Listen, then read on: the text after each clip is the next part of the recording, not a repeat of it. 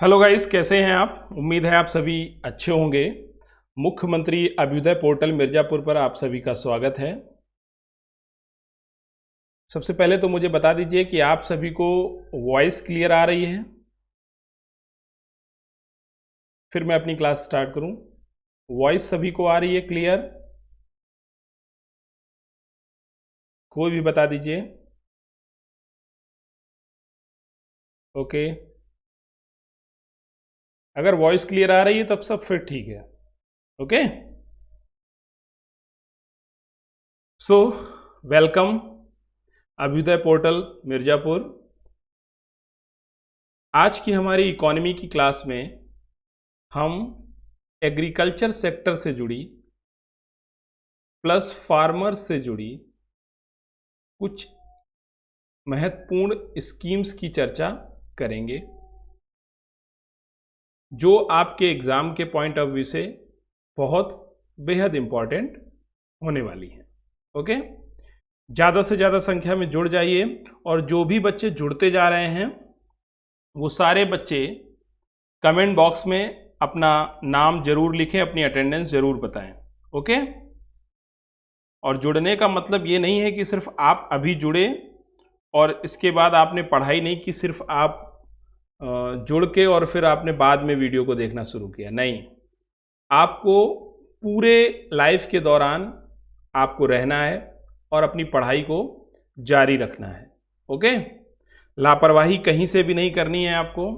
चलिए जल्दी से जल्दी आप सभी जुड़ जाइए, कमेंट बॉक्स में अपने नाम लिखकर।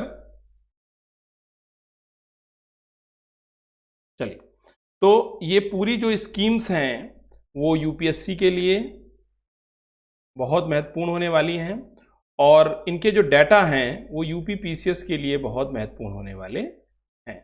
आप देखिए, स्कीम्स को पढ़ने का एक तरीका होता है। यूपीएससी डाटा पे कम जोर देती है, ठीक है ना, उसके कंटेंट पर ज़्यादा जोर देती है, एनालिटिकल ज़्यादा होती है। उसके अंदर क्या उद्देश्य, क्या है स्कीम का, घटक क्या है स्कीम के, क्या टारगेट रखा गया है उस योजना में, इस तरीके की चीज़ों पर यूपीएससी ज़्यादा फोकस करता है।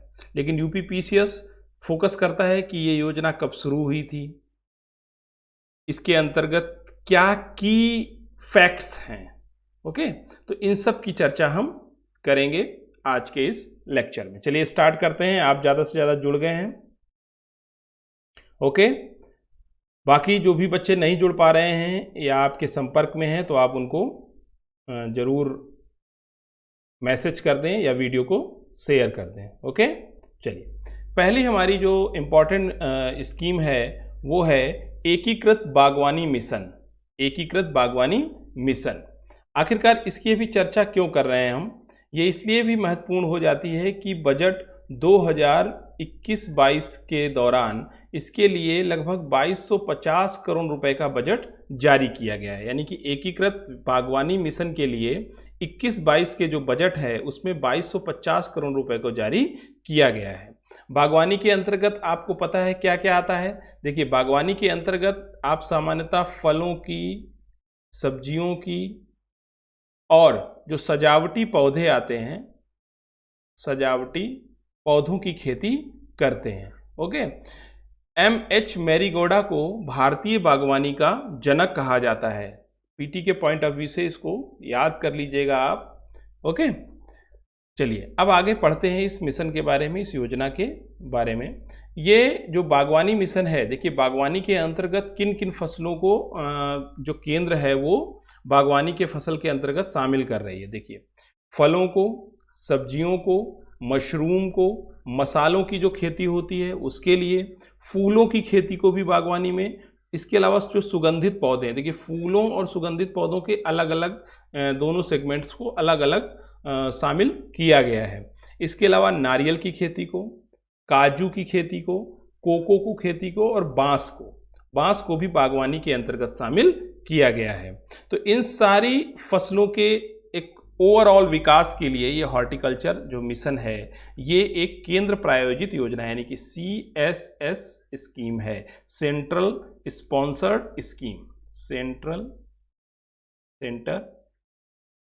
Sponsored scheme. ओके, केंद्र प्रायोजित योजना है एकीकृत बागवानी मिशन। अब ये किस मंत्रालय के अंतर्गत कार्य कर रही है? ये कृषि एवं किसान कल्याण मंत्रालय के अंतर्गत कार्य कर रही है और इसे ग्रीन रेवोल्यूशन जो हमारा 1967 के आसपास से शुरू हुआ था, उसी की एक उप योजना है कृषोन्नति योजना, उसी के तहत एकीकृत बागवानी मिशन को लागू किया गया है। अब एकीकृत मिशन जो मिशन है, बागवानी मिशन है, इसके तहत जो फंडिंग पैटर्न है वो क्या होगा? देखिए, आप जानते हैं कि कोई भी केंद्र सरकार द्वारा जो योजना चलाई जाती है उसके फंडिंग पैटर्न में दो टाइप्स होते हैं। एक होता है सामान्य राज्यों के लिए, सामान्य राज्यों के लिए, दूसरा होता है पहाड़ी राज्यों के लिए।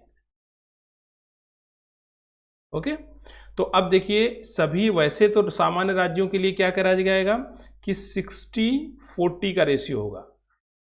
जो टोटल जो व्यय आएगा, जो टोटल एक्सपेंडिचर होगा, उसमें 60% हिस्सा केंद्र सरकार का होगा और 40% हिस्सा संबंधित स्टेट गवर्नमेंट का होगा। ओके, लेकिन यही जब पहाड़ी राज्यों की बात आ जाती है तो ये रेशियो बदल जाता है, ये 90:10 का रेशियो हो जाता है। भारत सरकार यानी कि सेंटर 90% पैसा परिव्यय करता है और जो पहाड़ी राज्य है संबंधित या हिमालयी राज्य है, अब वो 10% हिस्सा वहन करता है। अब जो पहाड़ी राज्य हैं या स्पेशल जो इस तरीके के राज्य हैं वो दो प्रकार के हैं, एक तो नॉर्थ ईस्ट के राज्य, नॉर्थ ईस्ट स्टेट, और दूसरा Himalayan state, Himalayan state. Okay, तो फंडिंग पैटर्न क्या है? 60-40 का रेशियो है बागवानी मिशन के अंतर्गत, जिसमें 40% स्टेट का है और 60% नॉर्मल जो केंद्र सरकार है उनका है, लेकिन पहाड़ी राज्यों में 90-10 का हो जाता है। पहाड़ी राज्यों में नॉर्थ ईस्ट स्टेट आ जाते हैं और हिमालयन स्टेट आ जाते हैं। चलिए, अब इसके अंतर्गत कुछ उप योजनाएं भी चलाई जा रही हैं। राष्ट्रीय बागवानी मिशन के अंतर्गत mission for integrated development of horticulture. अब जब हॉर्टिकल्चर का इंटीग्रेटेड डेवलपमेंट करना है, किसी भी चीज का जब कोई इंटीग्रेटेड या ओवरऑल डेवलपमेंट किया जाता है तो उसके अंदर कुछ उप योजनाएं भी चलाई जाती हैं। अब ये उप योजना क्या क्या हैं? उप योजना का मतलब सब स्कीम्स। सब स्कीम्स कौन कौन सी हैं? सबसे पहली स्कीम है इसमें राष्ट्रीय बागवानी मिशन। राष्ट्रीय बागवानी मिशन को 2005-06 में प्रारंभ किया गया था और यह भी एक सेंटर स्पॉन्सर्ड स्कीम है। ओके, यानी कि राष्ट्रीय बागवानी मिशन भी एक केंद्र प्रायोजित योजना है। इसके द्वारा क्या किया जा रहा है? 18 राज्य कवर हो रहे हैं और 6 केंद्र शासित प्रदेशों के जो भी सिलेक्टेड डिस्ट्रिक्ट हैं, हर राज्य में, हर डिस्ट्रिक्ट में इसको मतलब लागू नहीं किया गया, जो सिलेक्टेड डिस्ट्रिक्ट हैं उनमें इनको लागू किया गया है। तो देखिए, इस तरीके के स्टेटमेंट्स को आप ध्यान रखिएगा कि ये पूरे भारतवर्ष में, राष्ट्रीय बागवानी मिशन पूरे भारतवर्ष में लागू नहीं है, ये केवल 18 राज्यों में लागू है, केवल 18 राज्यों में लागू है। ध्यान रखिएगा, मैं बार बार आपको बता रहा हूं, केवल 18 राज्यों में लागू है और साथ में 6 केंद्र शासित प्रदेशों में भी लागू है। और इनमें 18 राज्यों और 6 केंद्र शासित प्रदेशों में कुछ चयनित जिलों के अंतर्गत इनको इस मिशन को लागू किया गया है, राष्ट्रीय बागवानी मिशन 2005-06 के अंतर्गत। इसके बाद पूर्वोत्तर और हिमालयी राज्यों के लिए भी बागवानी मिशन एक इसका उप योजना है। इसके अंतर्गत क्या है कि जो पूर्वोत्तर राज्य हैं, अब पूर्वोत्तर राज्य कौन कौन से हैं बताइए आप। चलिए, आपको ये राज्य पता होने चाहिए। सिक्किम, आसाम, अरुणाचल प्रदेश, नागालैंड, मणिपुर, मिजोरम, त्रिपुरा। देखिए 8 स्टेट हो गए, 1 2 3 4 5 6 7। सिक्किम, आसाम, अरुणाचल, नागालैंड, मणिपुर, मिजोरम, त्रिपुरा एंड मेघालय। ओके, ये 8 राज्य हैं जिन्हें हम पूर्वोत्तर राज्य के तहत काउंट करते हैं। हालांकि सिक्किम को आप हिमालयी राज्य भी काउंट कर सकते हैं। ओके, इसके अलावा हिमालयी राज्य की अगर बात करें तो उत्तराखंड, हिमाचल, कश्मीर एंड लद्दाख, ये राज्य हिमालयी राज्य के अंतर्गत आते हैं। इसके बाद एक तीसरा उप मिशन है या सब स्कीम है, mission for integrated development horticulture की राष्ट्रीय बागवानी बोर्ड बनाया गया। इसके अंतर्गत 1984 में काम करता है यह बोर्ड सभी राज्यों और केंद्र शासित प्रदेशों में MIDH यानी कि mission for integrated development of horticulture के तहत विभिन्न योजनाओं को लागू कर रहा है। यानी कि जो भी योजनाएं ये लागू की जा रही हैं उनके लिए जो नोडल एजेंसी है लागू करने की, वो राष्ट्रीय बागवानी बोर्ड है, जिसकी स्थापना 1984 में की गई थी। ये याद कर लीजिएगा, पीटी के पॉइंट ऑफ व्यू से बहुत इंपॉर्टेंट है। खासतौर से उत्तर प्रदेश लोक सेवा आयोग कई बार पूछ लेता है, राष्ट्रीय बागवानी बोर्ड कब बना, कॉफ़ी बोर्ड कब बना, चाय बोर्ड कब बना। तो इस तरीके के क्वेश्चंस उसके लिए बहुत पेट क्वेश्चंस होते हैं। फिर बात करते हैं इसी के अंतर्गत एक और सब स्कीम है नारियल विकास बोर्ड की, नारियल विकास बोर्ड की। ओके, नारियल विकास बोर्ड कब बना? नारियल विकास बोर्ड बना है 1981 में। 1981 में नारियल विकास बोर्ड की स्थापना की गई। यह बोर्ड देश में जो नारियल उत्पादक राज्य हैं उनमें जो MIDH की है ना, हॉर्टिकल्चर की जो विभिन्न योजनाएं हैं उनको लागू करने का काम नारियल विकास बोर्ड करता है। अब नारियल उत्पादक राज्य कौन से हैं? खास तौर से नारियल उत्पादक राज्यों में साउथ इंडिया के राज्य आते हैं, जैसे कर्नाटका, केरल, तमिलनाडु। ओके, अब आपके लिए क्वेश्चन है, खासतौर से उत्तर प्रदेश प्रारंभिक परीक्षा के पॉइंट ऑफ व्यू से अगर देखेंगे कि भारत में नारियल उत्पादन में कौन सा राज्य प्रथम स्थान पर है। भारत में, आप सभी कमेंट बॉक्स में बता सकते हैं, भारत में कौन सा राज्य नारियल उत्पादन में प्रथम स्थान पर है? कमेंट बॉक्स में आप इसका आंसर दीजिए। ओके, इसके बाद पांचवी इसकी सब स्कीम है केंद्रीय बागवानी संस्थान। केंद्रीय बागवानी संस्थान की स्थापना 2006-07 में की गई थी नागालैंड के अंदर। कहाँ की गई थी? नागालैंड के अंदर। ओके, हालांकि इसकी जो प्लेस है मेडीजिप हिमा, इसको आप देख सकते हैं, याद रखने की बहुत ज़रूरत नहीं है, बस आपको ये याद रखना है केंद्रीय बागवानी संस्थान कहाँ है? नागालैंड में। कई बार क्या होता है कि इसी से कंफ्यूजिंग क्वेश्चन बन जाता है, केंद्रीय की जगह कभी कभी आता है राष्ट्रीय बागवानी संस्थान। इस प्रकार से आपको कंफ्यूज करने की कोशिश की जाती है। तो ये जो संस्थान है इनको आपको सही से पढ़ना है, कौन सा केंद्रीय संस्थान है और कौन सा राष्ट्रीय संस्थान है। तो केंद्रीय बागवानी संस्थान की स्थापना नागालैंड में की गई है। ओके, ताकि पूर्वोत्तर क्षेत्र में किसानों और खेतिहर मजदूरों की क्षमता निर्माण की जा सके। क्यों किया जा सके? कि उनकी क्षमता निर्माण, किसानों का क्षमता निर्माण किया जा सके और उनको प्रशिक्षण दिया जा सके, और प्रशिक्षण देने के बाद उन्हें तकनीकी सहायता दी जा सके। तकनीकी सहायता, देखिए, जितना ज़्यादा से ज़्यादा किसानों को तकनीकी ज्ञान होगा, तकनीकी ज्ञान कैसे आएगा? प्रशिक्षण के माध्यम से उनको तकनीकी ज्ञान आएगा, और जितना ज़्यादा से ज़्यादा उनका प्रशिक्षण होगा, जितना कुशल प्रशिक्षण उनके पास होगा, उनमें उतनी ही अच्छी क्षमता निर्माण होगी, वो उतने ही अच्छी तरीके से अपना क्षमता निर्माण कर पाएंगे। ओके,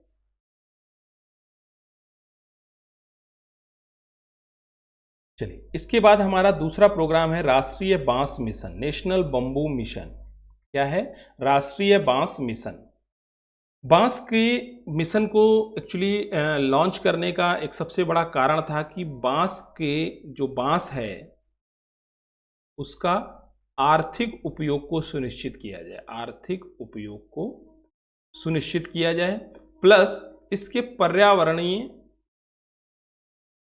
जो प्रभाव हैं उनको अनुकूल बनाया जा सके।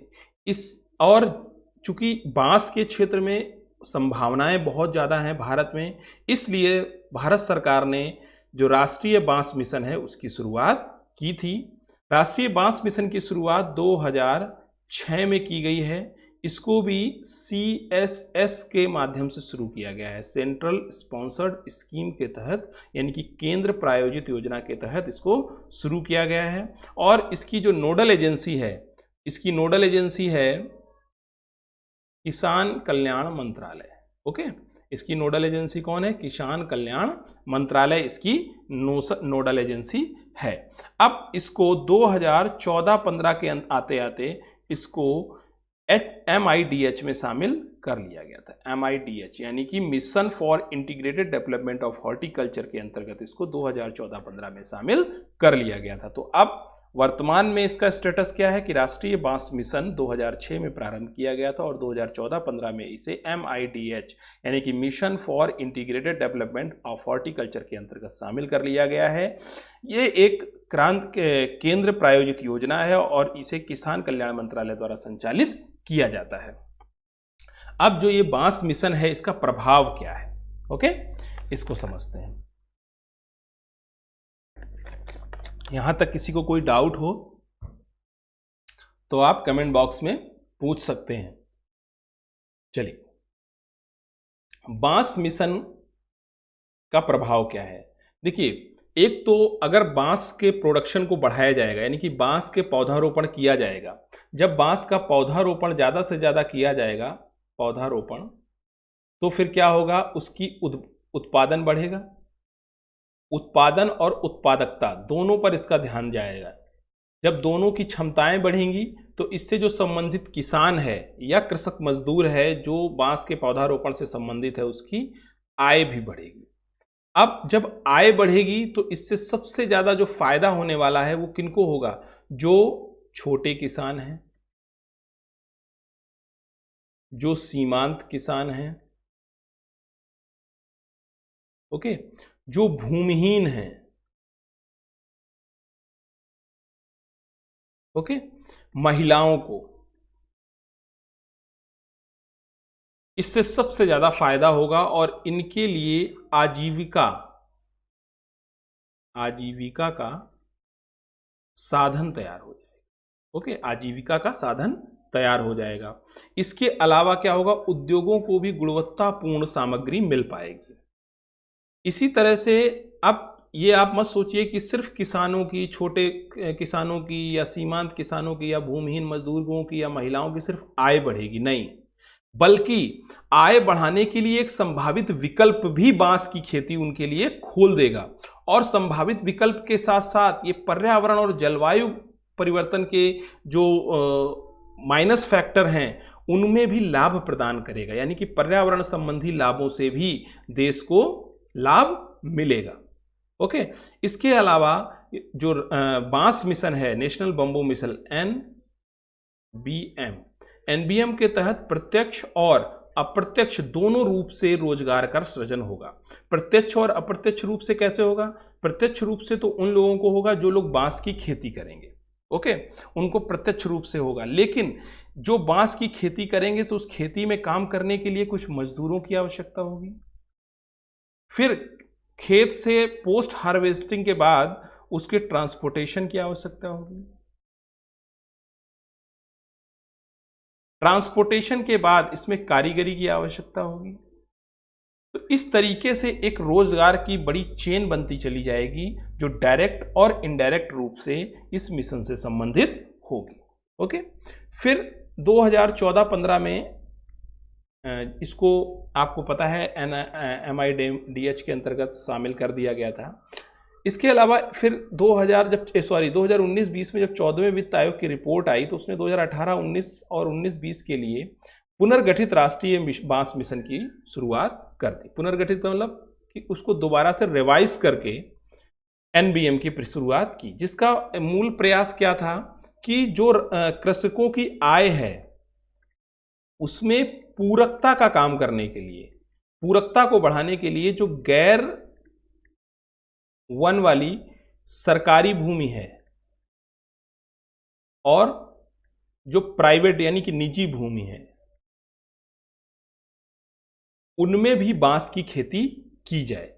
देखिए, जो निजी भूमि है उनमें अभी बांस की खेती नहीं की जा रही थी, और जो गैर वन सरकारी भूमि है, मतलब सरकारी भूमि है लेकिन वहां पर वन नहीं है, तो फिर वहां पर भी बांस की खेती की जाए, इसके लिए 14वें वित्त आयोग ने बोला था। उसके लिए पुनर्गठित एनबीएम का जो है कॉन्सेप्ट लाया गया 2018, 19 और 19-20 के लिए इसको शुरू किया गया। इससे क्या होगा, एक तो पौधारोपण में वृद्धि होगी, पौधों में वृद्धि होगी, और दूसरा जलवायु परिवर्तन की दिशा में भी हमें पॉजिटिव जो सिग्नल्स है वो हमें मिलने लगेंगे। ओके, नेक्स्ट हमारी स्कीम है राष्ट्रीय सतत कृषि mission. Okay, national mission for sustainable agriculture, राष्ट्रीय सतत कृषि मिशन। सतत वर्ड का मतलब समझते हैं आप, कि वर्तमान में जो भी हम लाभ ले रहे हैं, सस्टेनेबल इसको कहते हैं, इंग्लिश में क्या कहते हैं, सस्टेनेबल। वर्तमान में जो भी हम लाभ ले रहे हैं उनका इतना दोहन ना करें कि जो भविष्य में आने वाली पीढ़ी है उनके लिए कुछ ना बचे। यानी कि भविष्य की जो आने वाली पीढ़ी है उसके लिए चीज़ों को संभाल के रखते हुए, उसके लिए चीज़ों को संभाल के रखते हुए, उसके लिए संसाधनों को बचाते हुए हम आज अपनी ज़रूरतों को पूरा करें। ओके, इसे कब शुरू किया गया, इसे 12वीं पंचवर्षीय योजना में 12th 5 ईयर प्लान के अंतर्गत एक राष्ट्रीय कार्य योजना आई थी जलवायु परिवर्तन को लेकर। जो जलवायु परिवर्तन की राष्ट्रीय कार्य योजना थी उसके लिए एक रिपोर्ट आई थी जिसमें बताया गया था कि जो जलवायु है उसके अनुकूलन के लिए और जो जलवायु परिवर्तन के माइनस फैक्टर हैं उनके समन उपायों के लिए हमें सतत कृषि मिशन की आवश्यकता है। तभी 12वीं पंचवर्षीय योजना के दौरान राष्ट्रीय सतत कृषि मिशन योजना की शुरुआत कर दी गई। ओके, अब आपको कमेंट बॉक्स में बताना है, जैसे मैंने पहले भी आपको लेक्चर में बताया था कि आपको सारी पंचवर्षीय योजनाओं का टाइम पीरियड पता होना चाहिए, टाइम पीरियड पता होना चाहिए। उम्मीद करते हैं आपको पता होगा कि 12वीं पंचवर्षीय 12th 5 ईयर प्लान का टाइम पीरियड क्या था, और इसके बाद 13th 5 ईयर प्लान का टाइम पीरियड क्या था। ओके, फिर 11th 5 ईयर प्लान का टाइम पीरियड क्या था। चलिए, कमेंट बॉक्स में इसका आंसर जरूर दीजिए। जिन बच्चों को नहीं पता है वो इसको जरूर पढ़ें, ये आपको बहुत बेसिक इंफॉर्मेशन है, इसको आप लूसेंट से भी पढ़ सकते हैं। ओके, कहीं बहुत बड़ी किताब इसके लिए पढ़ने की जरूरत नहीं है। लेकिन देखिए यहाँ बच्चे कंफ्यूज होने लगे ना, 13वीं पंचवर्षीय योजना आई ही नहीं, 12वीं पंचवर्षीय योजना से ही योजनाओं को एंड कर दिया गया और यहाँ से क्या बन गया, नीति आयोग काम करने लगा, जिसने पंचवर्षीय योजना के कंसेप्ट को यहीं से रोक दिया। राष्ट्रीय सतत कृषि मिशन का उद्देश्य क्या है, राष्ट्रीय कृषि सतत मिशन का उद्देश्य क्या है। कृषि को स्थान विशिष्ट बनाना, एक तो जो भी कृषि है वो स्थान विशिष्ट हो, एकीकृत हो पूरे देश में। देखिए कई सारे राज्य हैं, जम्मू कश्मीर की स्थिति अलग है, तमिलनाडु की स्थिति अलग है, नॉर्थ ईस्टर्न स्टेट की स्थिति अलग है, गुजरात, महाराष्ट्र, एमपी, यूपी की स्थिति अलग है। तो क्या हो रहा है, ये स्थान विशिष्ट हमें करना है, बट एकीकृत संयुक्त कृषि प्रणालियों को बढ़ावा देना है। पर ऐसी प्रणालियों को बढ़ावा देना है जो इन अलग अलग स्थानों पर एक जैसी परिस्थितियां ना होने के बावजूद भी ये कार्य कर जाएं, जिससे उत्पादन बढ़े, सस्टेनेबिलिटी आए और प्रॉफिटेबल एग्रीकल्चर हो और जलवायु के लिए ये प्रत्यास्थ हो, मतलब जलवायु को ये नुकसान ना पहुंचाए। ये इसका सबसे पहला उद्देश्य क्या है, एक तो प्रोडक्शन बढ़ाना, ओके, दूसरा सस्टेनेबल रखना, प्रॉफिटेबल रखना और जलवायु प्रत्यास्थ रखना, ताकि जलवायु जो है वो के लिए पॉजिटिव इंडिकेशन बना रहे। फिर दूसरा इसका उद्देश्य है कि जो भी मिट्टी है, जिस भी एग्रीकल्चर लैंड में की जा रही है, किसी भी स्थान विशिष्ट में, पूरे देश में, नॉर्थ ईस्टर्न स्टेट में हो या हिमालयन स्टेट में हो या जो प्लेन स्टेट हैं उनमें हो या तमिलनाडु, कर्नाटका या जो केरल के राज्य हैं यदि उनमें है तो उनमें जो मृदा और नमी संरक्षण के जो उपाय हैं उनको प्राकृतिक संसाधनों के माध्यम से संरक्षित करना, उनके लिए कोई आर्टिफिशियल संसाधनों का उपयोग नहीं करना बल्कि प्राकृतिक संसाधनों के माध्यम से उनका उपयोग करना। फिर हमें मृदा उर्वरता के मानचित्रों को बनाना होगा कि किस देश के किस हिस्से में किस प्रकार की मृदा है और उनमें किस प्रकार के न्यूट्रिशंस पाए जाते हैं। ओके, आपको बताया था कि कुछ माइक्रो न्यूट्रिशंस होते हैं और कुछ माइक्रो न्यूट्रिएंट्स होते हैं। NPK वृहद सूक्ष्म में आते हैं और इसके अलावा बोरॉन, नेप्ट्रॉन, इस तरीके के जो हैं, है ना, ये सब सूक्ष्म पोषक तत्वों के अंतर्गत आते हैं। इनके लिए भी इनको पहचानना और इनको पहचान कर इसके आधार पर उर्वरकों का इस्तेमाल करना। जो भी फर्टिलाइजर यूज होगा खेती में या कृषि में उसका उचित उपयोग करना। ओके, फिर प्रति बूंद अधिक फसल हासिल करने के लिए भी इसका प्रयोग किया जा रहा है ताकि जो हमारे जल संसाधन हैं उनका इष्टतम प्रयोग किया जा सके, उनकी बर्बादी को रोका जा सके, उनका ज़्यादा से ज़्यादा प्रयोग किया जा सके। उसके लिए हम सूक्ष्म जो सिंचाई तकनीकें हैं उनका प्रयोग करें, ड्रिप का प्रयोग करें, है ना, और बहुत सारी चाहे पाइप से जो इरिगेशन होता है उसका प्रयोग करें, बहुत सारी चीज़ें होती हैं। तो प्रति बूंद अधिक फसल हासिल करने के लिए ताकि हमारे जो जल संसाधन हैं उनका हम इष्टतम दोहन कर पाएँ और जो ग्राउंड लेवल वाटर लेवल है उसको हम मेंटेन रख पाएँ, है ना। इसके अलावा अब जो ये मिशन है इसके कार्यात्मक क्षेत्र क्या क्या है, ये किस किस क्षेत्र में कार्य करेगा। देखिए, एक तो इसका कार्यात्मक क्षेत्र है अनुसंधान एवं विकास, R&D के क्षेत्र में ये कार्य करेगा। ओके, दूसरा है प्रौद्योगिकियाँ कि ये टेक्नोलॉजी के क्षेत्र में भी कार्य करेगा। तीसरा है उत्पाद और व्यवहार, प्रोडक्शन के बारे में बात करेगा ये, और बिहेवियर के बारे में, एग्रीकल्चर बिहेवियर कैसा है, बिहेवियर के बारे में बात करेगा। इसके बाद ये बुनियादी ढांचे यानी इंफ्रास्ट्रक्चर के बारे में बात करेगा मिशन, इसका ये फील्ड है काम करने का।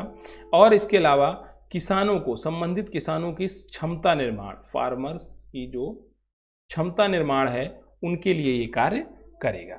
इसके अलावा इन 5 क्षेत्रों में कार्य करने के अलावा ये 5 क्षेत्र टोटल 10 आयामों के आसपास घूमते हैं। कौन कौन से हैं, जैसे बीज और जल का छिड़काव, इसी के अंतर्गत सब आ जाएगा। कीटों से बचाव, पोषक तत्वों से संबंधित कार्य करना, कृषि पद्धतियों पर कार्य करना, इनको फाइनेंस की यानी कि एग्रीकल्चर फाइनेंस की व्यवस्था करना, एग्रीकल्चर इंश्योरेंस की व्यवस्था करना, बाजार ढूंढना, सूचना यानी कि इन तक इंफॉर्मेशन को पहुंचाना, और आजीविका विविधीकरण, आजीविका के कई साधनों को किसानों तक या फार्मर्स तक पहुंचाना इसका एक बहुत बड़ा कार्यात्मक क्षेत्र है। ओके, इसके अलावा जैव प्रौद्योगिकी का उपयोग भी इस मिशन का प्रमुख कार्य क्षेत्र है, यानी कि जो बायो टेक्नोलॉजी है उसका भी हम इस मिशन के अंतर्गत इस्तेमाल कर पाएं। इसके बारे में थोड़ी सी चर्चा हम आगे करेंगे। पहले हम जानते हैं कि सस्टेनेबल एग्रीकल्चर क्या होता है। सस्टेनेबल एग्रीकल्चर क्या होता है? देखिए, सबसे पहले तो आखिरकार ऐसा क्या हुआ कि हमें एग्रीकल्चर में भी सस्टेनेबल एग्रीकल्चर की बात करनी पड़ी। इसके बात करने का एक सबसे बड़ा कारण ये था कि आज़ादी के बाद भारत में जनसंख्या विस्फोट हुआ। भारत में जनसंख्या विस्फोट हुआ यानी कि भारत में जनसंख्या तेजी से बढ़ी और हम अपनी पूरी जनसंख्या को आजीविका सुरक्षा नहीं दे पाए। 1967 से जब हमने हरित क्रांति को प्रारंभ किया तब जाकर हम जो खाद्य अवशेष है, अधिशेष है, खाद्य अधिशेष की दशा में आ पाए और हमने अपने लोगों को खाद्य सुरक्षा सुनिश्चित कर पाई। इसलिए हमें सस्टेनेबल कृषि की बहुत ज़्यादा ज़रूरत है ताकि भविष्य में भी आने वाले खाद्यान्न संकट को हम टाल सकें। सिर्फ हरित क्रांति से पहले जो खाद्यान्न संकट आया था उसको टालने में तो हम सफल हो गए, लेकिन हम आगे आने वाले जो खाद्य संकट हैं उनको भी टाल सकें, इसके लिए हमें सस्टेनेबल एग्रीकल्चर की आवश्यकता है। जब हमने खाद्यान्न संकट को टाला तो हमने जैसा कि उसमें पढ़ा था ग्रीन रेवोल्यूशन के अंतर्गत, तो हमारे देश के किसानों ने कृषि वैज्ञानिकों के द्वारा जो भी विकसित आधुनिक अनुसंधान थे और टेक्नोलॉजी थी उनका उपयोग उन्होंने कृषि क्षेत्र में किया था। ओके, लेकिन इसके सिर्फ पॉजिटिव इम्पैक्ट हुए यही जरूरी नहीं है, इसके कुछ निगेटिव इम्पैक्ट भी पड़े, नकारात्मक प्रभाव भी पड़े। जैसे हमारे प्राकृतिक संसाधनों का अतिदोहन हुआ, खास तौर से मिट्टी और जल का, मृदा और जल का। जैसे मृदा की उर्वरता जाने लगी है, जल का इतना ज़्यादा दोहन हो गया है कि जो ग्राउंड वाटर का लेवल है वो घटने लगा है, लोगों को जल्दी से अब पानी नहीं मिलता है ज़मीन के अंदर। तो अब इसके अलावा क्या हो रहा है, जो मिट्टी है उसकी जो सस्टेनेबिलिटी है वो भी धीरे धीरे खत्म होती चली जा रही है। तो एक सस्टेनेबिलिटी का मुद्दा भी अब हमारे सामने आ रहा है कि क्या जो आगे आने वाली पीढ़ी है उसको उन्हीं संसाधनों का उपयोग कर पाएगी, उन्हीं संसाधनों का उपयोग कर पाएगी जो आज की पीढ़ी प्राकृतिक संसाधनों का उपयोग कर रही है, या जो खेती से संबंधित जो कार्य हैं, जो प्राकृतिक संसाधनों का उपयोग आज हम कर पा रहे हैं, क्या आगे आने वाली पीढ़ी कर पाएगी? इस सवाल के जवाब के लिए हमें एग्रीकल्चर, सस्टेनेबल एग्रीकल्चर को फॉलो अप करना पड़ेगा। फिर एग्रीकल्चर, सस्टेनेबल एग्रीकल्चर से रिलेटेड क्या मुद्दे हैं? पहला मुद्दा तो यही है कि भूजल का स्तर गिर रहा है। ठीक है, भूजल आपको पता है एक प्राकृतिक नेचुरल रिसोर्स है और इसका स्तर तेजी से नीचे गिरता चला जा रहा है। ठीक है, दूसरा मुद्दा यह है कि मिट्टी में कार्बनिक पदार्थ समाप्त होते चले जा रहे हैं। मिट्टी में जो, क्योंकि देखिए कार्बनिक पदार्थ जो, इस पे भी अभी डिटेल चर्चा करेंगे। देखो इसको समझना बहुत जरूरी है कि मिट्टी में जो कार्बनिक पदार्थ होते हैं वही मिट्टी की उर्वरता को बनाए रखने के लिए बहुत महत्वपूर्ण होते हैं। ओके, तीसरा मुद्दा यह है कि जलवायु परिवर्तन की एक चिंता सामने खड़ी हो जा रही है, क्योंकि जलवायु परिवर्तन के कारण क्या हो रहा है, ग्लेशियर्स पिघल रहे हैं, नदियों में पानी ज़्यादा आ रहा है, बाढ़ की समस्या हो रही है, ओके, फ्लड की समस्या हो रही है, और जो समुद्र का जल स्तर है, समुद्र का जो जल स्तर है उसमें भी वृद्धि हो रही है। तो ये जलवायु परिवर्तन के कुछ साइड इफेक्ट हैं। और गर्मी भी बहुत पड़ रही है, आपको पता है टेम्परेचर बढ़ने की भी एक समस्या है। इसके दौरान जो मानसून है उसके भी पैटर्न में चेंज आ रहा है, यानी कि मानसून में भी अनिश्चितता बनी हुई है। और इससे क्या हो रहा है कि जो कृषि है, एग्रीकल्चर की जो उत्पादकता है और जो उत्पादन है वो घट रहा है। तो ये मुद्दे हैं जिसके कारण हमें सतत कृषि की आवश्यकता है। अब हम समझते हैं कि मृदा में हमें कार्बनिक पदार्थों की आवश्यकता क्यों है, या मृदा जैविक कार्बन क्या होते हैं। बहुत इंपॉर्टेंट टॉपिक है ये यूपीएससी के लिए, क्योंकि अब जो भी आप पढ़ते हैं यूपीएससी, आप देखते हैं कि इकोनॉमी को प्लस ज्योग्राफी को, दोनों को वो किससे जोड़ के बताएगा, एनवायरनमेंट से जोड़कर क्वेश्चंस को बनाने की कोशिश करता है। इसलिए जो भी इकोनॉमी की चीज़ें हैं या ज्योग्राफी की चीज़ें हैं जो एनवायरनमेंट से रिलेट करती हैं, उन पर आपको विशेष ध्यान देने की आवश्यकता है, उन पर आपको विशेष फोकस करने की आवश्यकता है। तो मृदा में उपस्थित जैविक कार्बन कृषि के लिए बहुत ज़्यादा महत्वपूर्ण होते हैं, ये एक बहुत ज़्यादा महत्वपूर्ण होते हैं। ओके, क्यों? क्योंकि जैविक पदार्थ, जो भी मिट्टी में जो जैविक पदार्थ होते हैं उनका लगभग 58% केवल कार्बन के रूप में मौजूद होता है। सी, कार्बन के रूप में मौजूद होता है। इस प्रकार जो मृदा में कार्बन पदार्थ की प्रतिशतता है उसका आकलन करने के लिए मृदा जैविक पदार्थ के प्रतिशत को 1.7% के रूप में द्वारा गुणा करके इसको मापा जा सकता है। 100/58 के मापन में मापा जा सकता है। क्यों? क्योंकि टोटल 100 जो भी उसमें चीज़ें हैं, कोई भी चीज़ परसेंटेज में नापते हैं तो 100 होती है। ओके, अब उसमें 58% तो केवल कार्बन है, बाकी की अदर चीज़ें हैं। तो इसको हम मापने के लिए मृदा जैविक कार्बन का यूज करते हैं। फिर मृदा जैविक कार्बन मिट्टी के लिए या हमारे लिए या फार्मर्स के लिए इंपॉर्टेंट क्यों है? किसान क्या करता है? इसलिए जरूरी है क्योंकि सबसे ज़्यादा किसान यूरिया का यूज करता है प्लस डीएपी का यूज करता है। ओके, ये जो किसान हैं वो यूरिया और डीएपी का सबसे ज़्यादा यूज करते हैं। अब आपको पता है कि यहाँ से हमें नाइट्रोजन मिलती है, यूरिया से नाइट्रोजन लेते हैं किसान, और डीएपी से फास्फोरस लेते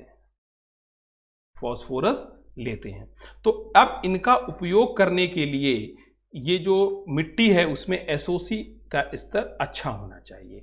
ये एसओसी ही वो कारक है, यानी मृदा जैविक कार्बन ही वो कारक है जो यूरिया और डीएपी से नाइट्रोजन और फास्फोरस को ग्रहण कर सकता है आसानी से, या उनको फसलों के लिए उपयोगी बना सकता है।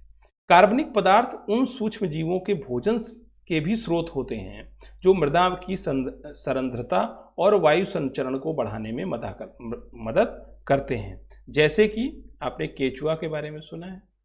केचुआ क्या करता है? वो मिट्टी की सांद्रता को बढ़ाता है, मिट्टी में रहता है, मिट्टी की सांद्रता को बढ़ाता है और मिट्टी को ऐसा बनाता है कि वहाँ पर जो वायु का संचरण है वो नीचे से ऊपर तक हो सके, यानी कि उसको कैसा बनाता है? एरेशन बनाता है। अब ये कब होगा? और इनके लिए खाद्य पदार्थ क्या है? जो मिट्टी में उपस्थित कार्बन है या कार्बनिक पदार्थ है,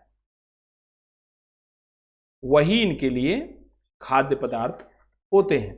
उच्च कार्बन स्तर के साथ मिट्टी की नमी को धारण करने की क्षमता में भी वृद्धि हो जाती है।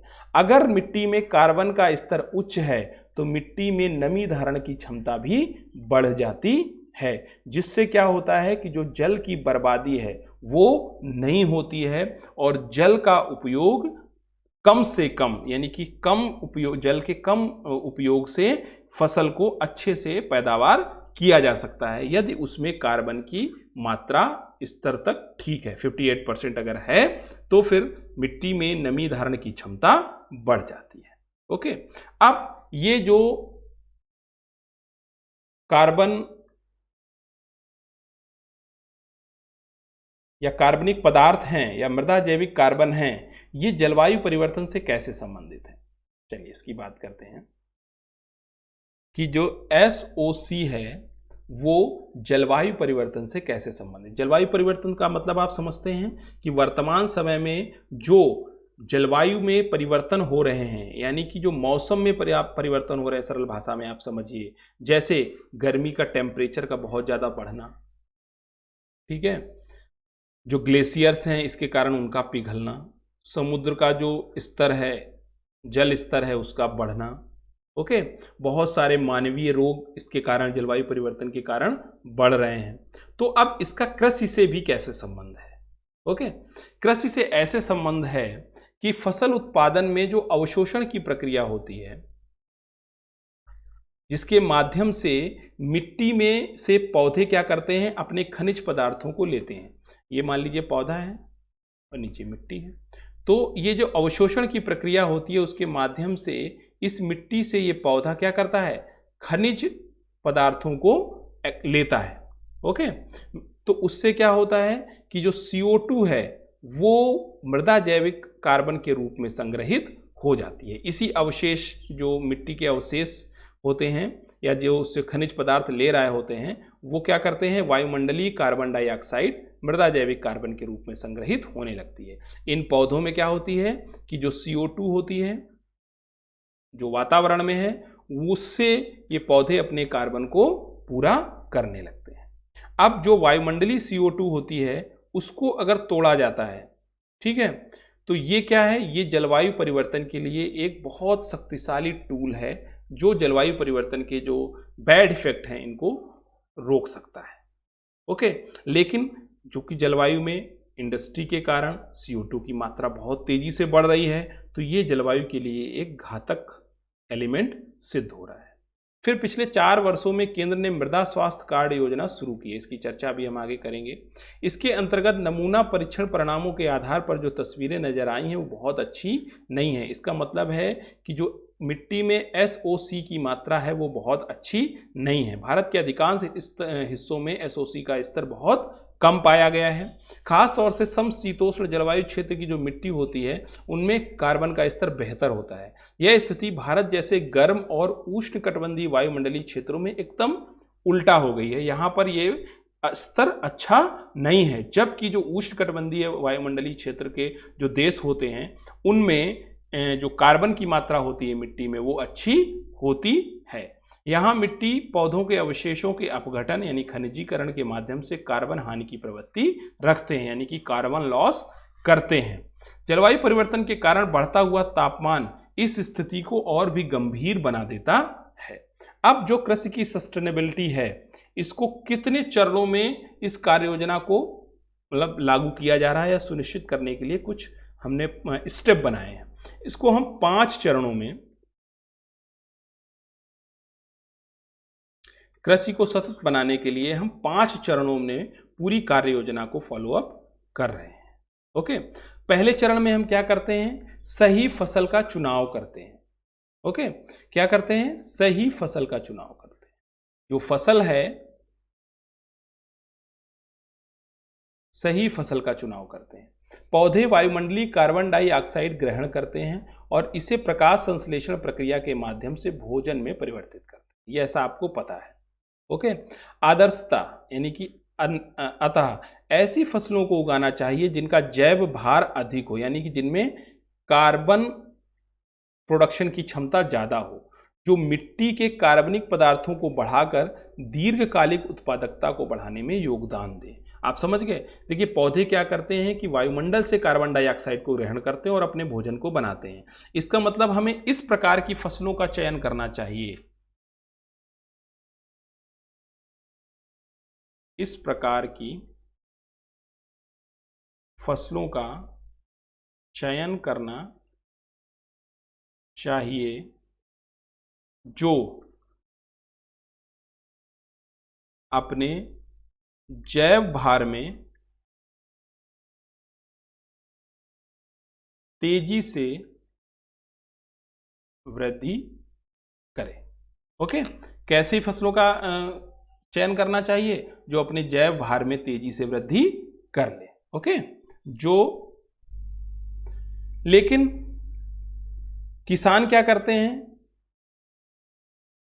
उच्च लाभ प्राप्त करने के चक्कर में, यानी कि उनको अधिक आर्थिक लाभ हो जाए, अधिक लाभ हो जाए, लाभ प्रॉफिट ज्यादा हो, उन फसलों का उत्पादन करते हैं जिससे उनकी आय सुनिश्चित हो पाए। भले ही ये लाभ बहुत थोड़े दिन का है, सस्टेनेबल नहीं है, लेकिन फिर भी चूंकि किसान गरीब हैं, सीमांत किसान हैं, छोटे किसान हैं, तो वो क्या करते हैं? उस तरह की जो फसल है उनको चयन करते हैं जिनसे उनको तुरंत का प्रॉफिट हो। इस वजह से भी सस्टेनेबल एग्रीकल्चर को जारी करना या पहले चरण में उसके लिए हमें ऐसी जो फसलें हैं उनका चुनाव करना जो अपने जैव भार को बढ़ा सके। उच्च SOC दीर्घकालिक उत्पादकता सुनिश्चित करने के लिए फसल प्रारूप में परिवर्तन तब तक प्रदर्शित नहीं होगा जब तक कि वांछित वैकल्पिक फसलें लाभदायी नहीं होंगी। यानी कि हम उच्च SOC ले भी आए, उच्च जो कार्बन की मात्रा है मिट्टी में वो बढ़ा भी लें, लेकिन तब तक दीर्घकाल में हमें उत्पादकता सुनिश्चित करने का मौका नहीं मिलेगा जब तक कि अपने हम क्रॉपिंग पैटर्न पर, फसल जो प्रारूप है क्रॉपिंग पैटर्न पर काम नहीं करेंगे।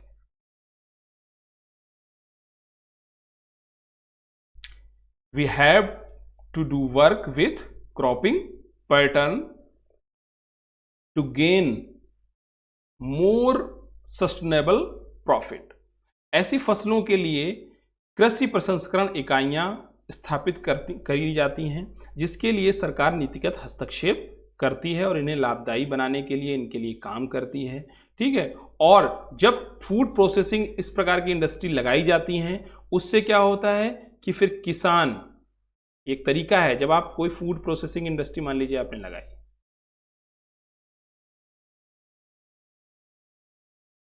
तो आसपास का किसान क्या करेगा,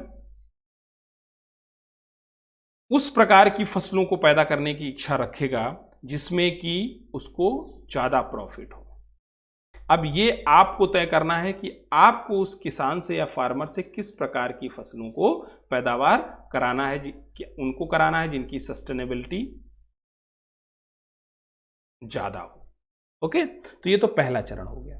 दूसरे चरण में क्या होता है कि फसल अवशेषों का उपयुक्त नियोजन। अब फसल के बाद उसके कुछ अवशेष भी बचते हैं, ठीक है, उसके जो पोस्ट हार्वेस्टिंग जो चीजें बचती हैं उनके लिए हम एक उपयुक्त नियोजन कर सकें। क्या कर सकेंगे हम, एक तो जैसे फसल कटने के बाद जो अवशेष बचता है, ठीक है ना, उसको हम डंठलों को खेत में ही छोड़ दें, ठीक है ना, उनको हम एक तो जलाएं नहीं, चारे के लिए जरूरी सूखी डंठलों को अधिक मात्रा में खेत में छोड़ दें। इसके लिए वैज्ञानिक फसल अवशेष प्रबंधन, ओके, इसकी हमें आवश्यकता पड़ती है। पराली को ना जलाएं, क्रॉप जो स्टेबल होता है, अवशेष होते हैं, उनको ना जलाएं। इससे क्या होता है, पर्यावरण और मानव स्वास्थ्य पर बहुत नुकसान होता है। और सिर्फ पर्यावरण और मानव स्वास्थ्य पर ही नुकसान नहीं होता है, इससे मृदा पर भी नकारात्मक प्रभाव पड़ता है। फिर फसल के जलाए जाने से क्या होता है, वो मिट्टी के साथ मिश्रित हो जाती है और मृदा में जो जैविक कार्बन पदार्थ में वृद्धि करने के बजाय वो CO2 में परिवर्तित हो जाती है। मतलब कि मृदा में कार्बन की मात्रा बढ़े, उसका जैव भार बढ़े, ऐसा नहीं होता है, बल्कि वो CO2 में परिवर्तित हो जाती है, जिससे पर्यावरण को भी नुकसान करते हैं। ठीक है, वर्तमान में अब हमें एक ऐसी रणनीति की आवश्यकता है जो फसल अवशेषों को इन सिटू और एक्स सिटू प्रबंधन पर ध्यान दे। इन सिटू एक्स सिटू का मतलब क्या होता है, इन सिटू का मतलब समझिए नेचुरल कंडीशंस में, और एक्स सिटू का मतलब बाहर, जैसे बॉटनिकल गार्डन होते हैं, ठीक है, जो हम बाहर एक ऐसे आर्टिफिशियल जो हम एटमॉस्फेयर तैयार करते हैं जहां पर फसल अवशेषों को हम प्रबंधन कर पाएं। तो दो तरीके से इनका प्रबंधन किया जा सकता है, एक तो नेचुरल तरीके से और दूसरा आर्टिफिशियल तरीके से। वर्तमान में happy seeder, super straw management system attachment, mulcher, chopper, shredder जैसे उपकरणों पर सब्सिडी दिए जाने के प्रावधान से इस समस्या के हल निकलने में कोशिश की जा रही है। लेकिन ये सब उपाय सिर्फ NCR या उसके आसपास के क्षेत्र से संबंधित हैं, अतः सतत कृषि और मृदा स्वास्थ्य में सुधार के लिए इसे सभी राज्यों के में लागू करने की आवश्यकता है और सभी राज्यों से सहयोग की भी आवश्यकता है। तीसरे चरण में बाहरी स्रोतों से कार्बनिक पदार्थ को जोड़ना भी शामिल है, मतलब कि जो कंपोस्ट है उसके उपयोग को बढ़ावा दिया जाए। मनरेगा और अन्य योजनाओं के धन का उपयोग करते हुए वर्मी कंपोस्ट गड्ढों और नॉडेप कंपोस्ट टैंकों के निर्माण में सब्सिडी दी जा सकती है। शहरी हरे कचरे और सीवेज ट्रीटमेंट प्लांटों से प्राप्त खाद को भी खेत की मिट्टी की ओर मोड़ा जा सकता है, यानी कि जो सीवेज ट्रीटमेंट प्लांटों से खाद मिलती है और जो हरे कचरे हैं शहर के क्षेत्र में जो हरा कचरा निकलता है उसे भी खेत में खाद के तौर पर उसको मोड़ा जा सकता है। इसके अलावा जो पारंपरिक खाद है, यानी कि जो ट्रेडिशनल मैन्योर है, उसमें नाइट्रोजन, फास्फोरस और पोटेशियम का उपयोग भी किया जाए, यानी कि NPK के अनुपात को सही रखा जाए। क्या होता है, 4:2:1, ओके, 4:2:1, ये इसका आदर्श अनुपात होता है NPK का, जिससे कि SOC के स्तर में वृद्धि की जा सके।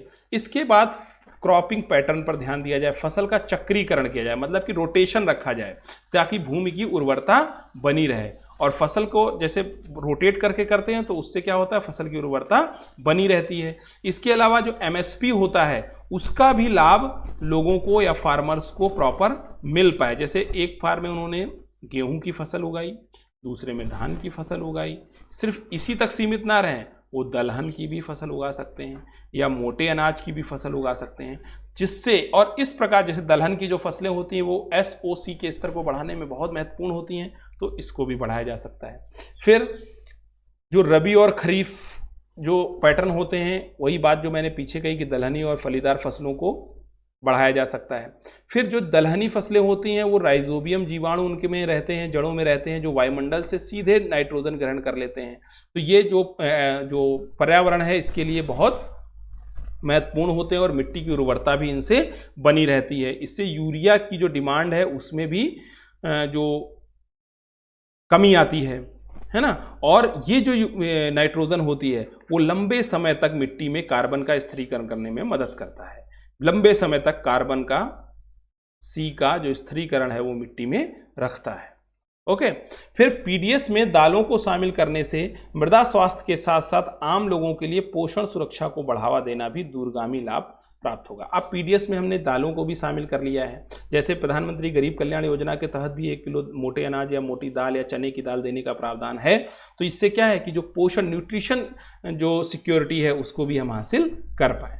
इसके बाद 5वें और अंतिम चरण में क्या है कि जीरो टिलेज यानी कि शून्य जुताई को बढ़ावा देना। शून्य जुताई को बड़े स्तर पर प्रोत्साहन दिए जाने की आवश्यकता है, क्योंकि मिट्टी के बड़े टुकड़ों में जैविक कार्बन ज़्यादा बरकरार रहता है।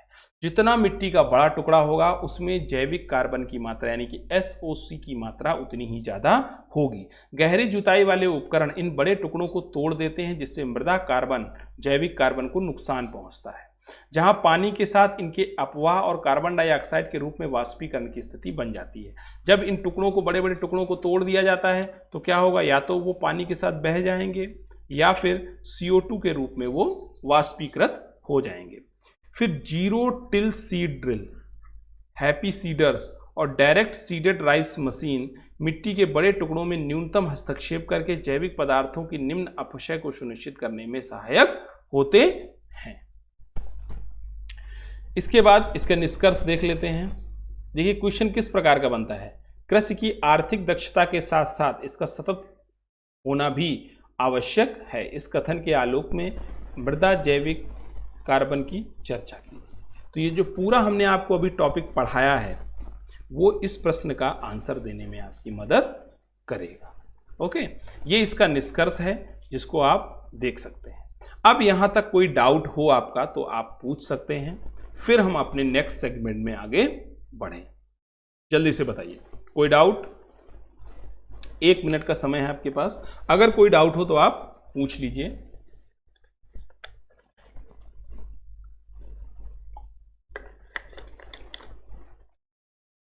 देखिए यूपीएससी का कोई पैटर्न नहीं होता है। ओके, यूपीएससी ऐसे टॉपिक्स को पकड़ती है जो पब्लिक में लाइमलाइट हो ना हो, लेकिन एग्रीकल्चर सेक्टर में, इकोनॉमी के सेक्टर में, फार्मर्स को लेकर, गवर्नमेंट के लिए और ख़ास तौर से एनवायरनमेंट के लिए बहुत ही रेलेवेंट हो, तो वो इस तरीके के टॉपिक्स को पकड़ती है। तो जैसे मृदा जैविक कार्बन है, हो सकता है कि वो ये आपको बहुत सारी ट्रेडिशनल बुक्स में नहीं मिलेगा। ओके, तो इसलिए ये टॉपिक्स आपके लिए बहुत महत्वपूर्ण हो जाते हैं, प्री के पर्सपेक्टिव से भी और मेंस के पर्सपेक्टिव से। प्री प्लस मेंस दोनों के पर्सपेक्टिव से ये बहुत ही महत्वपूर्ण हो जाते हैं। ओके, चलिए तो आगे स्टार्ट करें अपना टॉपिक। अब हमारा जो अगली स्कीम है वो है परंपरागत कृषि विकास योजना। ये भी इसी से जुड़ी योजना है। अगर सतत कृषि को बढ़ावा देना है तो परंपरागत, इंग्लिश में ऐसे लिखा जाता है परंपरागत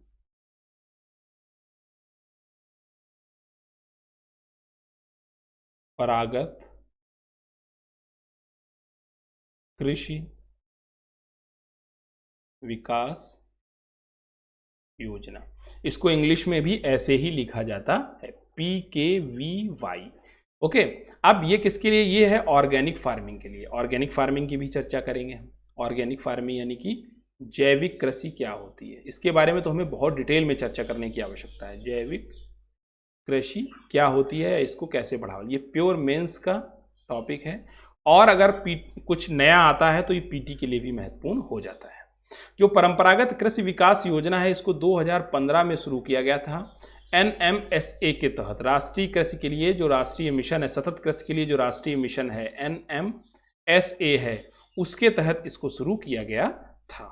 इसके अलावा जो मृदा स्वास्थ्य प्रबंधन, सॉइल हेल्थ मैनेजमेंट है, उसका ये एक प्रमुख घटक है परंपरागत कृषि विकास योजना।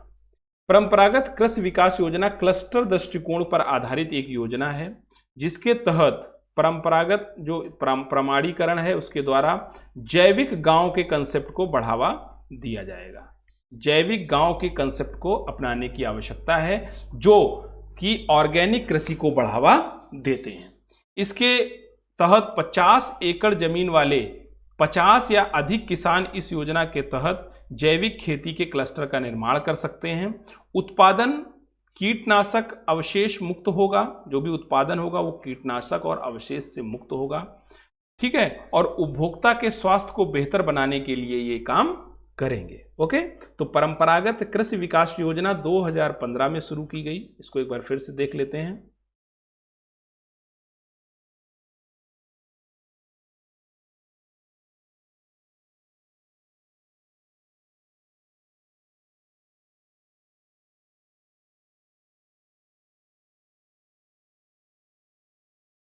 ओके, चलिए, परंपरागत कृषि विकास योजना 2015 में शुरू की गई। इसे राष्ट्रीय कृषि के जो सतत मिशन है उसके तहत एक उप मिशन था मृदा स्वास्थ्य प्रबंधन, अभी चर्चा करेंगे इसकी आगे। इसके अंतर्गत इसको एक प्रमुख घटक के रूप में देखा गया। इसमें क्लस्टर को बनाना, क्लस्टर दृष्टिकोण अपनाया गया है और गांवों को यानी कि जैविक गांव की संकल्पना को इसमें मूर्त रूप देना है और 50 एकड़ जमीन वाले या 50 या उससे अधिक जो रखते हैं उससे संबंधित जो किसान हैं वो इस योजना में क्लस्टर का निर्माण कर सकते हैं और पूरा जो उत्पादन होगा वो कीटनाशक मुक्त होगा और अवशेष मुक्त होगा, यानी कि उसमें कोई भी अवशेष, फसल अवशेष नहीं निकलेगा आफ्टर जो फसल की कटाई है उसके बाद, और उपभोक्ता के स्वास्थ्य को भी बेहतर बनाने पर इस पर ध्यान दिया जाएगा। अब बात करते हैं जैविक कृषि की। क्या है जैविक कृषि? यहाँ पर शॉर्ट में समझते हैं जैविक कृषि क्या है। ऑर्गेनिक फार्मिंग इंग्लिश में कहते हैं इसको। वह विधि है जो संश्लेषित उर्वरक यानी कि जो हमारे रासायनिक उर्वरक हैं, रासायनिक उर्वरक हैं और जो रासायनिक कीटनाशक हैं,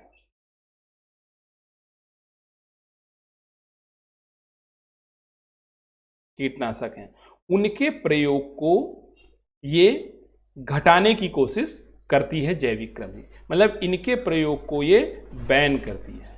क्या करती है? बैन करती है, ताकि जो भूमि की उर्वरा शक्ति है उसको बचाए रखा जा सके। और इसको बचाए रखने के लिए क्या करेंगे? फसल चक्र अपनाएंगे, हरी ग्रीन जो मैन्योर है उसका यूज़ करेंगे, कंपोस्ट का यूज़ करेंगे, लेकिन रासायनिक उर्वरक और रासायनिक कीटनाशकों पर हम बैन लगा देते हैं जैविक कृषि के अंतर्गत। जैविक कृषि में मिट्टी, पानी, जो कीट होते हैं, रोगाणु होते हैं और अवशिष्ट उत्पादों, वानिकी और कृषि जैसे प्राकृतिक तत्वों का एकीकरण शामिल होता है। जैविक कृषि की जरूरत क्या है या इसका उद्देश्य क्या है? जैविक कृषि का देखिए उद्देश्य क्या है कि जो हमारी कृषि आधारित उद्योग हैं, है ना, और जो हमारी कृषि की सतत प्रक्रिया है या कृषि प्रोडक्ट के जो उपयोग हैं उनको सतत रूप से आगे बढ़ाया जा सके बिना किसी ह्यूमन जो हार्मफुल प्रोडक्ट होते हैं मानव शरीर के लिए उनको आगे बढ़ाए। यानी कि भोजन में जो हार्मफुल बैक्टीरिया या हार्मफुल जो पदार्थ आ रहे हैं रासायनिक उर्वरक और रासायनिक कीटनाशकों के प्रयोग के बढ़ने से, उनको रोका जा सके। ओके, इसके अलावा जो प्राकृतिक संसाधन है उनके सतत उपयोग को बढ़ावा दिया जा सके। इसके अलावा जो सतत विकास लक्ष्य रखे गए हैं उसमें जो भूख को समाप्त करने का लक्ष्य है उसके तहत खाद्य सुरक्षा प्राप्त करना भी जैविक कृषि को बढ़ावा देने का एक महत्वपूर्ण टूल है, ताकि हम खाद्य सुरक्षा को अच्छे से प्राप्त कर सकें। न्यूट्रिशनल फूड जिसमें कोई रासायनिक उर्वरक नहीं होगा, कोई रासायनिक पेस्टिसाइड नहीं होगा, इस प्रकार से हम खाद्य सुरक्षा को प्राप्त कर सकते हैं। अब भारत में जो जैविक कृषि है इसकी क्या संभावनाएं हैं? भारत में जैविक कृषि की क्या संभावनाएं हैं? देखिए, भारत में जैविक कृषि की बहुत बड़ी संभावनाएं हैं, क्योंकि भारत के आप हिस्से को देखेंगे तो ऊपर है जम्मू एंड कश्मीर, जिसका मानसून या जो प्रवृत्ति है वो अलग है, नीचे तमिलनाडु का अलग है, नॉर्थ ईस्टर्न स्टेट हैं उनकी जो कृषि योग्य भूमि है वो उनका बिल्कुल क्राइटेरिया अलग है, राजस्थान, महाराष्ट्र, MP, यूपी इनके लिए बिल्कुल अलग है ना। तो अब देखिए जब पूरे देश में जो कृषि है वो अलग अलग पैटर्न पर की जा रही है, तो भारत में जैविक कृषि को बढ़ावा देने के लिए बहुत सारा अनुकूल क्षेत्र भी भारत में मौजूद है। खास तौर से जो नॉर्थ ईस्टर्न पार्ट है, यानी कि जो उत्तर पूर्व भारत है, वो पारंपरिक रूप से जैविक कृषि के लिए बहुत ही फेवरेबल है, बहुत ही फेवरेबल है। और यहाँ पर बाकी देश की तुलना में, पूरे देश की तुलना में जो रासायनिक उर्वरक हैं उनकी खपत भी कम होती है। वर्तमान सरकार जो ये क्या कर रही है कि जो जनजातीय क्षेत्र हैं और जो द्वीपीय क्षेत्र हैं उनमें जैविक तरीकों से खेती को आगे बढ़ाने के लिए प्रोत्साहन दे रही है। कहाँ कहाँ? जनजातीय क्षेत्रों में और द्वीपीय क्षेत्रों में जो जैविक कृषि है उसको बढ़ाने पर प्रोत्साहन दे रही। कारण क्या है इसका? क्योंकि जो जनजातीय लोग हैं वो आज भी कृषि के पारंपरिक तरीकों को अपनाते हैं। वो लोग आज भी जहाँ पर ये रासायनिक उर्वरक, रासायनिक पेस्टिसाइड इनका उपयोग नहीं किया जा रहा है, वहाँ पर जैविक कृषि की संभावनाएं, अपार संभावनाएं वहां पर हैं। जैसे अंडमान एंड निकोबार, दीव एंड दमन, लक्षद्वीप, ये सब क्या हैं? ये ऐसे एरिया हैं जहां पर कृषि की जो जैविक पद्धति है उनको बहुत तेजी से बढ़ाया जा सकता है। तो भारत में कृषि की बहुत अपार संभावनाएं हैं। जनजातीय क्षेत्रों में, द्वीपीय क्षेत्रों में भी इनके प्रोत्साहन, इनको बढ़ाया दिया जा सकता है। इसके अलावा भारत है वैश्विक जैविक बाजारों में से एक प्रमुख बाजार के रूप में उभर रहा है, जिसमें भारत क्या कर रहा है कि कुछ चीज़ों पर टारगेट कर रहा है, जैसे सन बीज, तिल, सोयाबीन, चाय और औषधीय पौधे, चावल और दालें, इन पर वो जैविक रूप से इनके प्रोडक्शन को लेकर फोकस कर रहा है, जिससे जो वर्ल्ड की जो जैविक बाजार है ना, ऑर्गेनिक मार्केट है, उस पर भारत एक प्रमुख देश के रूप में उभर कर सामने आए। आंकड़ा देख लेते हैं। वर्ष 2018-19 के दौरान विगत वर्ष की तुलना में 50% की वृद्धि के साथ जैविक निर्यात लगभग 5,151 करोड़ रुपए का रहा था। यानी कि 2018-19 में 5,151 करोड़ रुपए का हमने, तो आप सोचिए कितना बड़ा मार्केट है जैविक ऑर्गेनिक फार्मिंग का। कोई भी अपने गांव में, क्षेत्र में, छोटे से, जिसके पास मान लीजिए 10 एकड़ भूमि है या 10 बीघा भूमि है, ऐसे समझिए आप 10 बीघे की भूमि है, आप पूरे भूमि में मत करिए, उसके एक छोटे से पार्ट को आप ले लीजिए, उसमें आप इसको ट्राई करके देखिए जैविक कृषि को, इस छोटे से हिस्से में, और पहले उसको खुद के लिए उपयोग करिए। आपके घर में इतनी अच्छी जगह होनी चाहिए जहां पर आप ये ऑर्गेनिक फार्मिंग कर सकें। आप अपने खाने के लिए पालक लगा सकते हैं, टमाटर लगा सकते हैं, मिर्च लगा सकते हैं, जिसमें किसी भी प्रकार की पेस्टिसाइड और डीएपी, यूरिया या जो फर्टिलाइजर है इनका उपयोग ना करें आप। ओके, उनको नेचुरली ग्रो होने दें। लौकी लगा सकते हैं आप, तरोई लगा सकते हैं आप, और फिर आप उनका उपयोग करिए, वो आपके स्वास्थ्य के लिए ज़्यादा लाभकारी होंगे।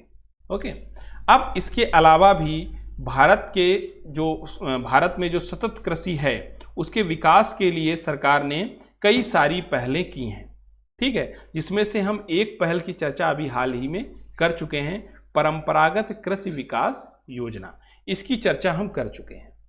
इसके अलावा एक मिशन है, mission organic value chain development for north east region, एक जिला एक उत्पाद योजना और जैविक ई कॉमर्स प्लेटफॉर्म की भी जो शुरुआत है वो इसीलिए की गई है ताकि कृषि के सतत विकास को जारी रखा जा सके। तो इन तीन जो योजनाएं हैं इन पर भी हम चर्चा कर लेते हैं। Mission organic value chain development for north east region, चलिए क्या है ये, यहां से आप देख सकते हैं इसको, mission organic value chain development for north east region. एक तो आप यहां से ये समझिए कि नॉर्थ ईस्टर्न रीजन के लिए ये स्कीम है और ये एक केंद्रीय क्षेत्र की स्कीम है, मतलब कि केंद्र प्रायोजित योजना है, CSS है, और NMSA के तहत एक उप मिशन है। 2015 में इसको प्रारंभ किया गया है और इसे किसान कल्याण मंत्रालय के द्वारा संचालित किया जा रहा है।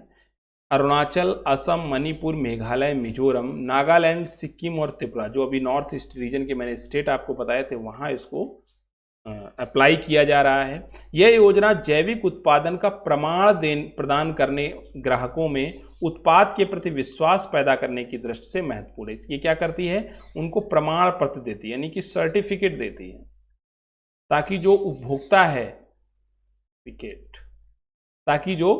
उपभोक्ता है उसको इन प्रोडक्ट्स के प्रति भरोसा जगे, ट्रस्ट जगे। इसके लिए ये योजना बहुत महत्वपूर्ण है। फिर एक जिला एक उत्पाद योजना, इसे उत्तर प्रदेश सरकार ने भी शुरू किया है, एक जिला उत्पाद योजना। इस कार्यक्रम का उद्देश्य स्थानीय स्तर पर विशेष उत्पादों की अधिक से अधिक प्रोडक्शन और उनकी बिक्री यानी कि सेल को बढ़ाना है या उनको प्रोत्साहित करना है, ताकि डिस्ट्रिक्ट वाइज रोजगार को पैदा किया जा सके। ये इसका लोगो है, ओडीओपी। एक उत्पाद एक जनपद, वन डिस्ट्रिक्ट वन प्रोडक्ट। एक जिला एक उत्पाद वन डिस्ट्रिक्ट वन प्रोडक्ट योजना ने छोटे और सीमांत किसानों के जैविक कृषि से के बड़े पैमाने पर उत्पादन करने में मदद की है। अब यानी कि क्या कर रहे हैं, ये जो ऑर्गेनिक फार्मिंग है उसको बढ़ाने के लिए एक जिला एक उत्पाद योजना ने बहुत महत्वपूर्ण कार्य किया है। इसके बाद जैविक ई कॉमर्स प्लेटफॉर्म, इसने भी जैविक कृषि को बढ़ाने के लिए, उनको सूचना देने के लिए खास तौर से जो ये है www.jaivikkheti.in को, ये क्या कर रही है, सीधे खुदरा विक्रेताओं से, ठीक है, क्या करती है, फार्मर्स को कनेक्ट करने का काम कर रही है। क्या कर रहे हैं, कनेक्ट करने का काम कर रहे हैं। ओके, ये लोगो इसका जैविक खेती रसायन मुक्त भारत। ठीक है, आपको पता है पहला जो ऑर्गेनिक स्टेट है वो कौन बना है, देश का पहला ऑर्गेनिक स्टेट क्या है, जल्दी से बताइए, 1 मिनट का समय दे रहे हैं आपको, जल्दी से बताइए। चलिए 1 मिनट का समय है आपके पास, जल्दी से बताइए, देश का पहला जैविक ऑर्गेनिक स्टेट कौन सा है। यहीं से फिर आज अपने लेक्चर का एंड किया जाए, जल्दी से बताइए। बैक ईयर में इस करंट अफेयर में इसे पूछा गया है, सिक्किम इसका सही जवाब है। Okay, so thank you very much. Video कैसा लगा इसका रिव्यू आप कमेंट बॉक्स में जरूर दीजिए। जो बच्चे बीच में भी जुड़े हैं वो भी कमेंट बॉक्स में अपनी उपस्थिति दर्ज कर दें।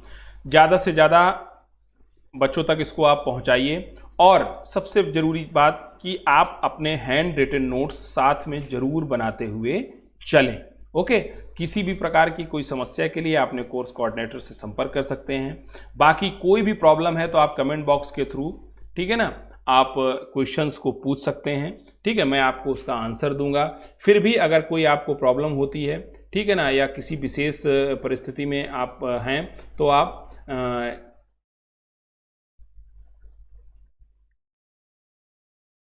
इस पर आप क्वेश्चन को लिखकर भेज सकते हैं, और इस पर आप इस नंबर पर व्हाट्सएप कर सकते हैं, अपनी क्वेरीज पूछ सकते हैं।